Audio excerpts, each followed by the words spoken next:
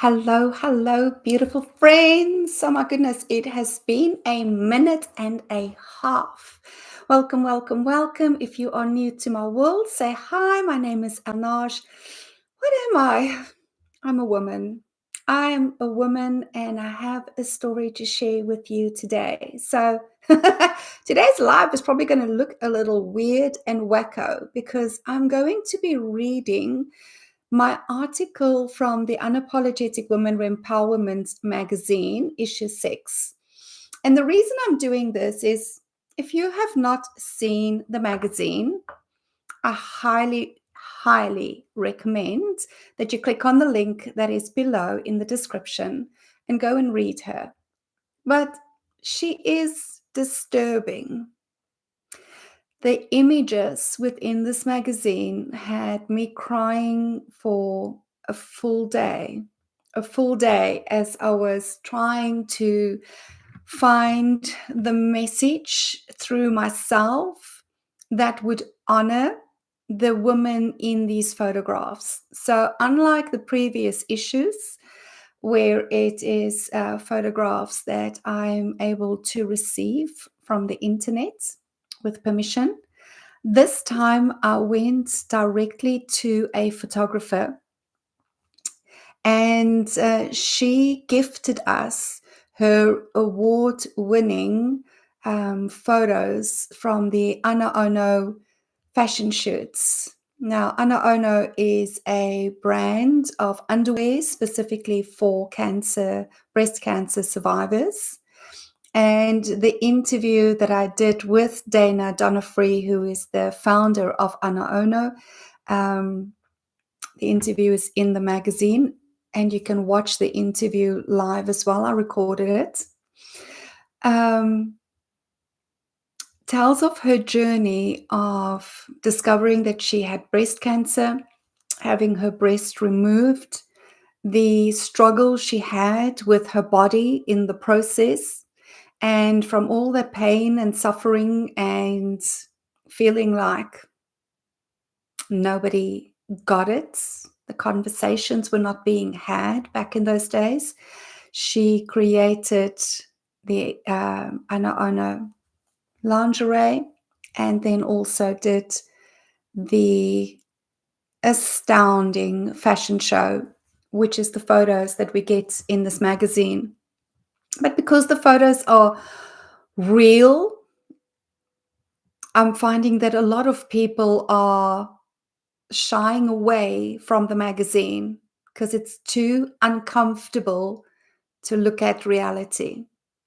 There's so many conversations happening around vulnerability. And if you know anything about me, I am not pro that conversation. Vulnerability, if you go and really research the definitions of vulnerability, really is a state of weakness in which we need protection from others. I say it's time for us to get real. Let us start getting real and let people judge if they want to judge. But we don't need protection when we actually come from a space of getting real and just owning our stories, owning our beliefs, owning our values, and sharing them unapologetically with the world without needing to persuade anybody else to change their minds, to change their stories, to change their values, or to change their beliefs. It's about enriching our life experience by understanding the diversity of life experience. But so these women in these photographs are real. They show themselves as they are, as their bodies have been left after breast cancer.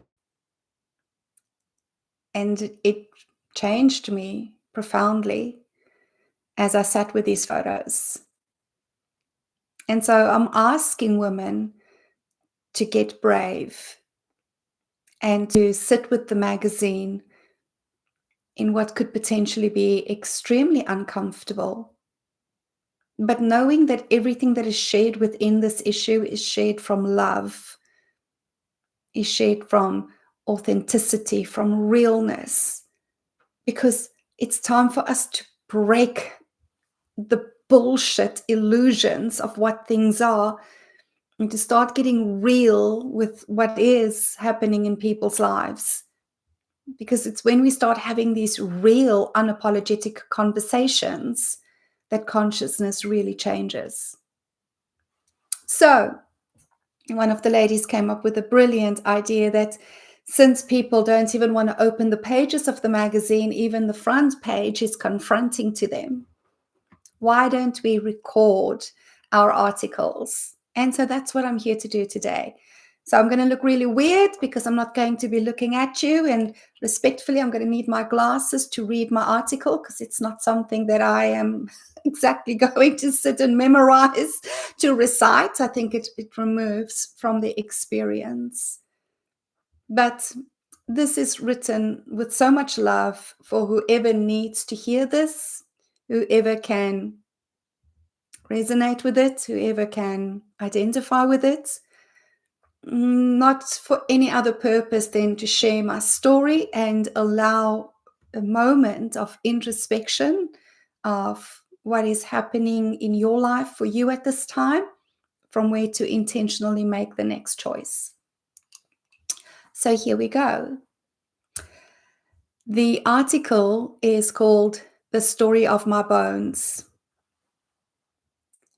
Isn't it strange, my love, how some memories are carved into our bones and often only reminded to humanity of the most profound lessons learned long after our flesh crumbled away into the surrounding dust.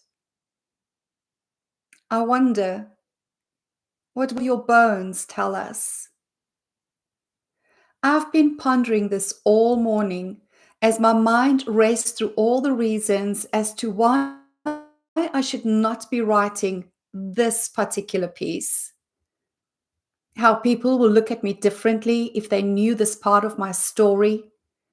How people will think about me differently once they read these lines. And God forbid they should think of me as anything but the high vibrational, mission on fire woman I am today.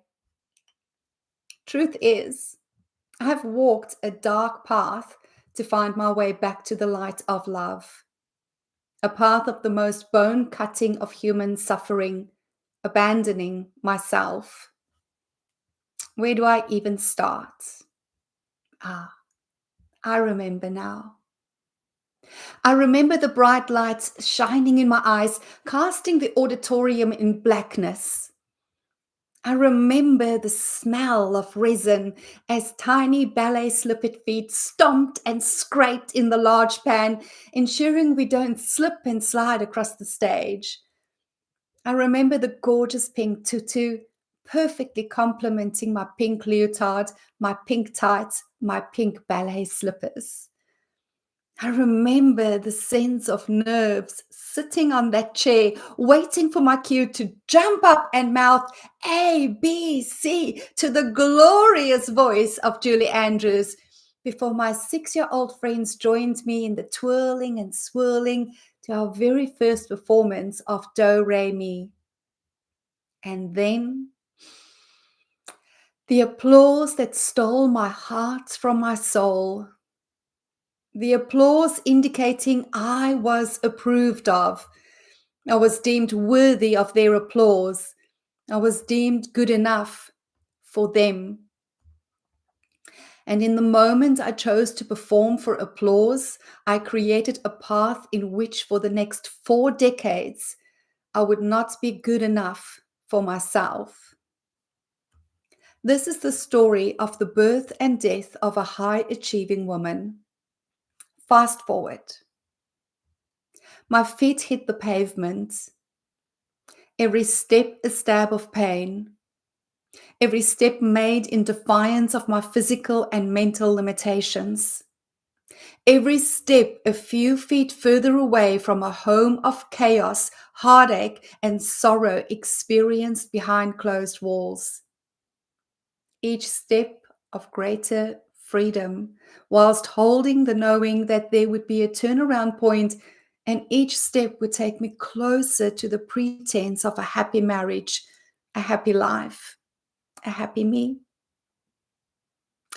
After all, I had succeeded.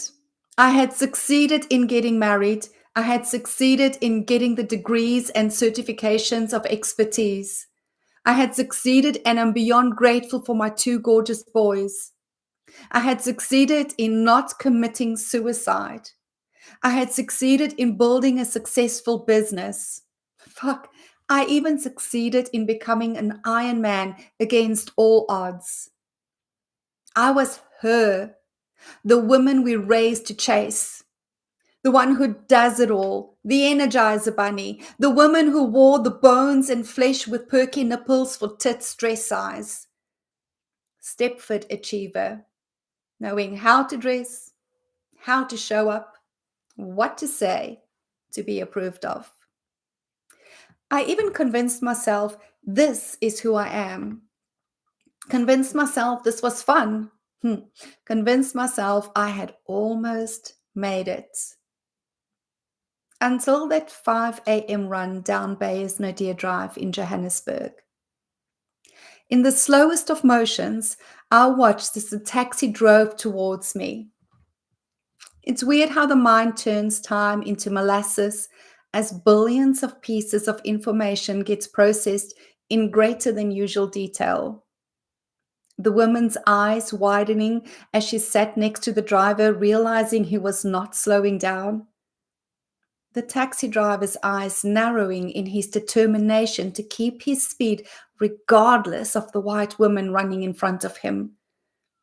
A moment of profound choice, important enough for the universe to slow down time. As I stepped out of the way in the last moment, tears trickled down my face. My feet kept their pace, my body on auto mode. Inside, the wall shattered. In that moment, I saw the casket held safe within the walls of my heart.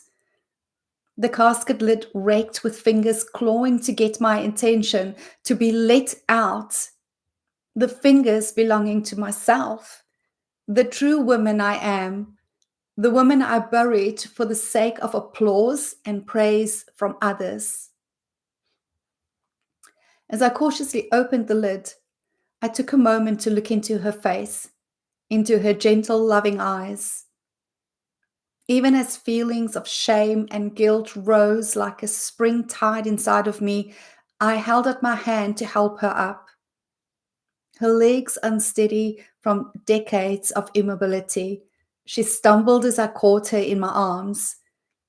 I caught her and I held her, knowing I would never again let her go. Dear reader, I wish I could tell you that my life was instantly transformed for all to see in that moment. I so deeply wish I could write, and I lived happily ever after. Even though I do, but I didn't ride off into the rainbow on a unicorn. I know that's what most want to hear, for a ray of hope of possibility, that they too can change on a ticky.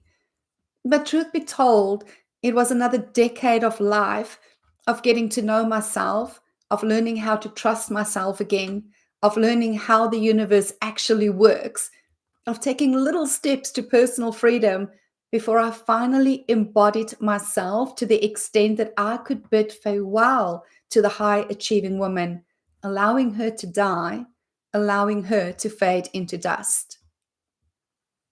My bones carved with the knowing of our absolute worth as beings having a human experience through which we evolve consciousness for its eternal nature. The realization that we cannot simultaneously achieve and receive. It's an individual choice gifted to each of us every moment of every day. And there's no judgment of your choice, darling. It's simply another step in evolution. I've learned the idea that we have to choose between the tribe and ourselves due to a fear paradigm of expulsion and abandonment. It's absolutely ludicrous. Humans are wired to live interdependently, each independently loving themselves to the point of owning their greatness, and then collaborating and co-creating the most extraordinary life experiences. I've learned that the greatest gift to others is the gift of the fullness of you, where your cup truly is overflowing with love from within, overflowing with rejuvenated energy, overflowing with original creative ideas, overflowing with true joy. I've learned that we set the energetic tone for others to respond to, and this is our true legacy. I've learned that my story is not yet complete, intentionally carving another symbol into my white skeleton with pride and love. Each day I meet high achieving women who seemingly have it all. Yet behind closed doors, there's tears of frustration and exhaustion. Voices break in confession that all is not what it appears to be. And I know them, for I was them. I hold compassion, and I know they've not yet made the choice to remember who they truly are. They've not yet made the decision to reclaim themselves.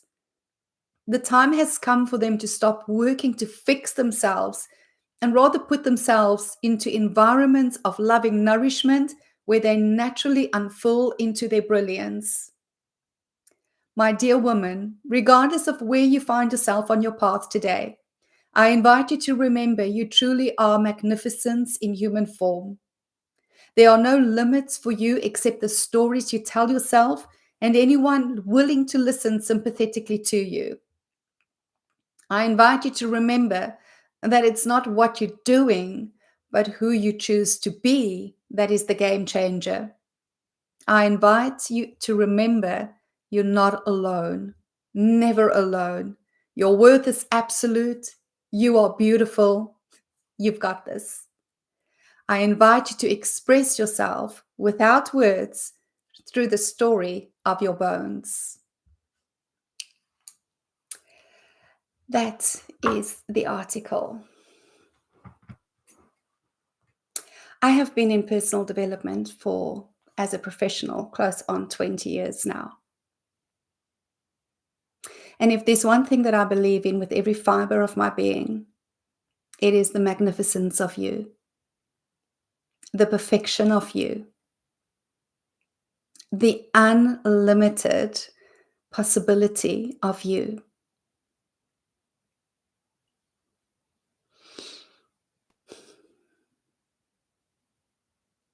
I see so many women exhausted, working on themselves, especially high achieving women, not understanding that there is nothing to fix. But there is a shift that is happening for us that is available to everyone. And that is the shift from high achiever to high performer, exceptional performer, the artist in life who performs not for others, but for the enjoyment, the love of the art, the love of the performance as soul having human experience. This article is the first invitation to that new calibration. That's enough for today. My invitation to you today is to go and read the magazine. Sit with her. Look at the images. Some of the ladies are still with us. Some have since transitioned. All beautiful. Every single one of them. And then if you want to have a conversation, reach out to me. I'll put my email down below as well.